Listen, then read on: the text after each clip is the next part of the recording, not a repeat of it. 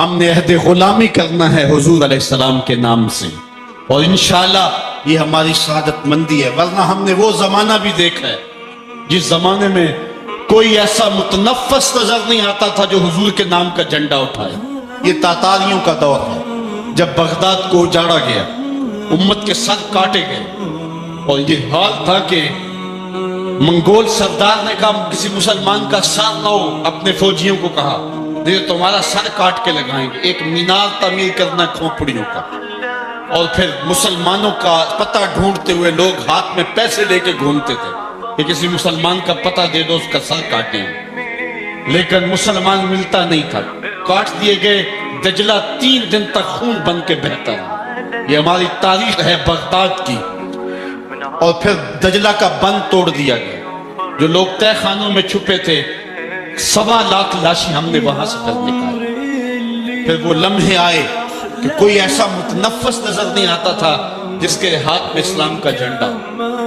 ایک منگول سردار عیسائی ہو گیا، اس نے ایک عیسائی پادری کو بلایا اور کہا کہ اپنے مذہب کی تبلیغ کر تاکہ کچھ لوگ اور بھی ہمارے ہم نوا ہو جائیں۔ اس نے قسم پرسی کے سالم میں کہ اب کوئی شخص نہیں ہے جو اسلام کا نام لیوا ہو، تو اپنے خود سے باطنی کا اظہار کر دی اور پیغمبر حسن و جمال حضور نبی رحمت کی توہین و تنقیص کا آغاز کیا۔ ابن حجر نے لکھا ہے کہ ایک کتا تھا جو خیمے کی چوب کے ساتھ بندھا ہوا تھا۔ جب اس نے توہین کا آغاز کیا تو اس نے بھونکنا شروع کر دیا۔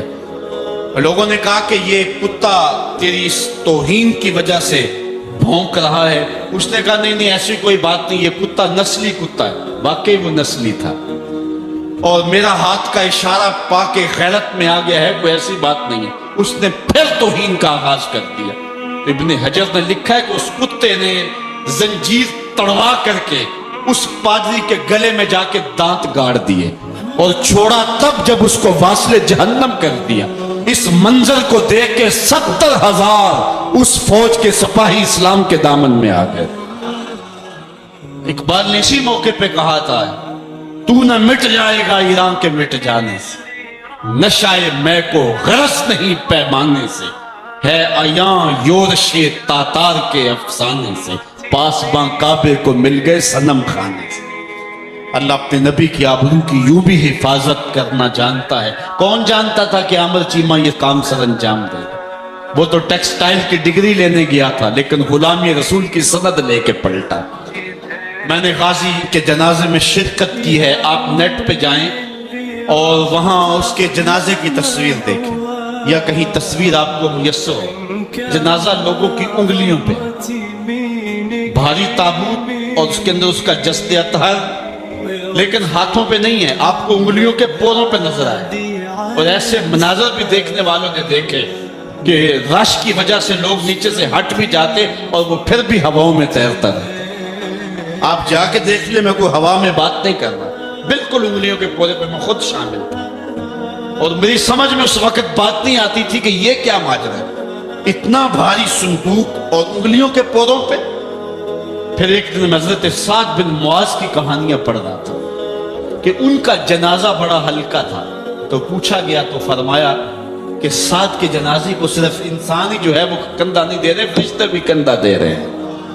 غازی کا جنازہ ایسے ہوا میں تیرتا تھا جس طرح پانی پہ کشتی تیرتی۔ میں نے خود غازی کی قبر کی پائنتی پہ ایک سید زادے کو روتے دیکھا، اور وہ کیا رہا تھا، ربا میں تینوں یہ نہیں کہندا مینوں عامر چیمہ بنا، میں کہنا دے قدمہ دی مٹی ہی بنا دے۔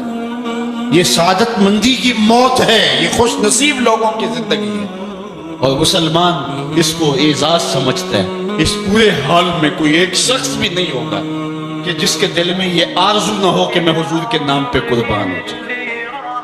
ایک ایک شخص کے سینے کے اندر، میں سمجھتا ہوں میرا ہی سینہ ہے، لیکن نہیں، ہر شخص کا سینہ یہ، اور ہر شخص کے اندر کے جذبات یہ، یار یہ دھڑاکے ہے زندگی میں حضور کے بغیر، سب کچھ حضور ہی ہے، اور ہماری زندگی کا سب سے قیمتی احساسہ حضور کی ذات ستودہ سے